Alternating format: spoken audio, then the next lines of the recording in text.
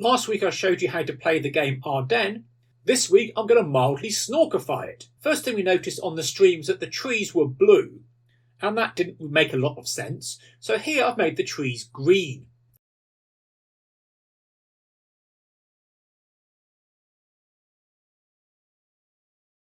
The map loads and you can see the rivers are blue, the houses are pink, trees are green. You'll also notice the map loads an awful lot slower than it used to. I've also changed the units from numbers to letters. P is for Panzer, big P, little p, I for infantry, T for tank, and G for GI, again, big letter, small letter. But that map, it's just not going to work, is it? Let's make it better. Here's a demonstration of our slow printing problem. I set up an array here of every character on the screen, and then another one which is 3 times the size. I fill the first array with a selection of random letters. First of all, we're going to print the entire array in one go. Then we're going to pause, then print the entire array one row at a time. Finally, we're going to print it, but checking what the letter is, and if it's a vowel, print it with a different ink. Printing a whole screen is really fast. Printing a row at a time, slightly slower, but not too much slower.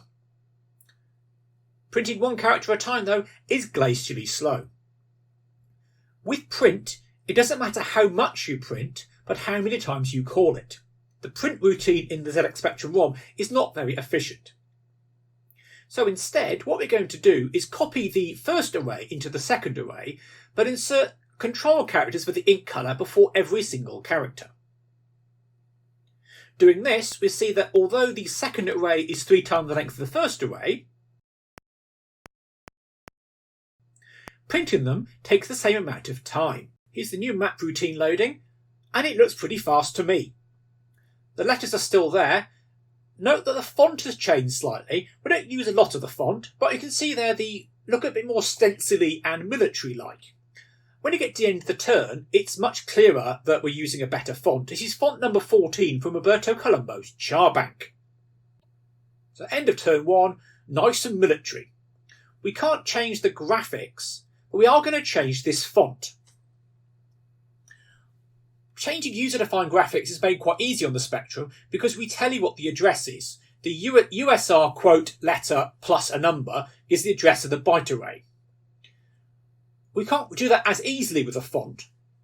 I've written a little program here called Edit Font, and what this does, it asks you what letter you want to edit, and then it calculates the address for you.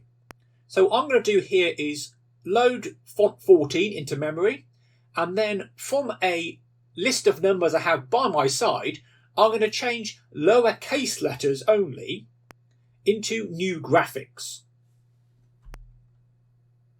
And we're going to have P and Q for panzers, T and U for tanks, I and J for infantry, G and H for GIs. And then we're going to save that font and use it in our program.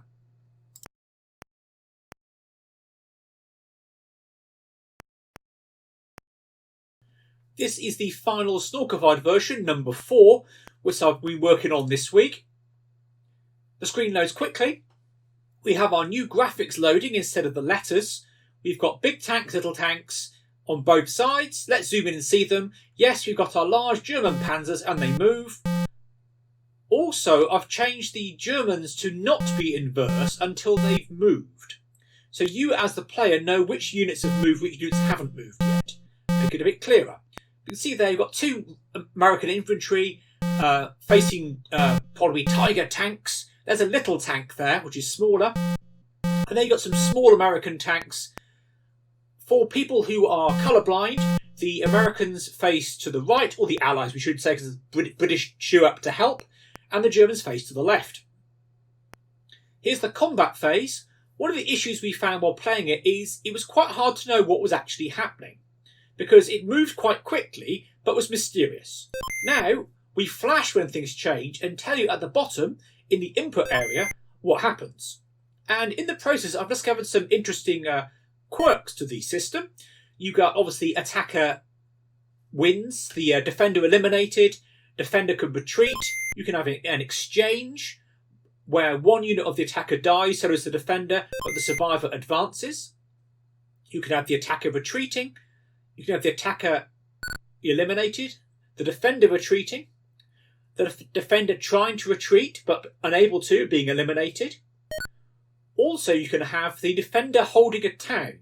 If the defender is in a town and the results are so-so, then the defender holds on instead of retreating. But by putting the stuff in the bottom, it's nice and simple, and clearing it is as simple as doing input ... And the flashing there, slight pause, it does slow the game down, but you can see what is happening, which I think in a game is quite important. What I tried to do on this first turn is do all the attacks, so you can see exactly what's happening, and try and get some different results. Some of the attacks I'm doing are questionable, etc. So here we're taking quite a few casualties, unnecessarily so, but on the very first turn, the Germans do get a 50% attack bonus.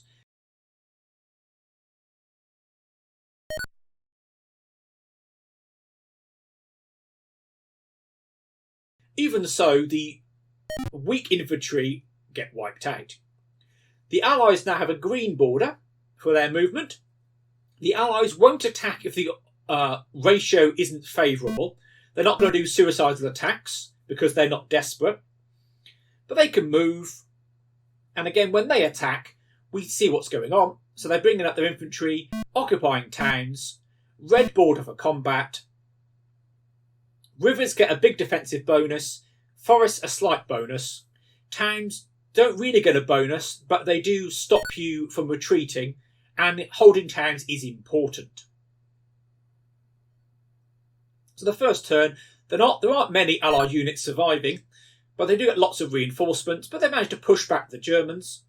And at the end of the turn, we do get the standard end of turn sequence. Border goes cyan. Lovely military font.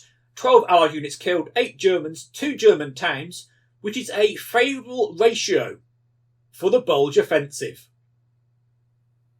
Thank you for watching.